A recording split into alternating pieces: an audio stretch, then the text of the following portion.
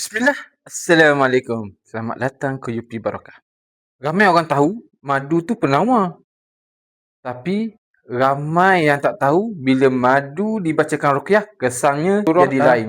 Madu sendiri Allah sebut ada syifa dalam surah An-Nahl ayat 69. Baik untuk perut, bagi tenaga pada badan.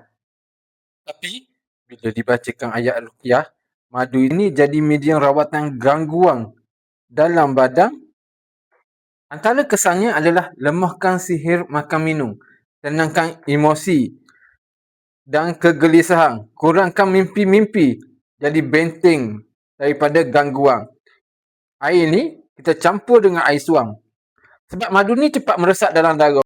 Kesan ruqyah lebih cepat dirasai berbanding air ruqyah biasa.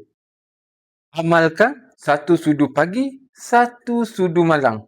Niat, ya Allah, jadikanlah ini asbab kepada kesembuhan. Ikhtiar dengan ilmu, sembuh dengan izin Allah. Assalamualaikum.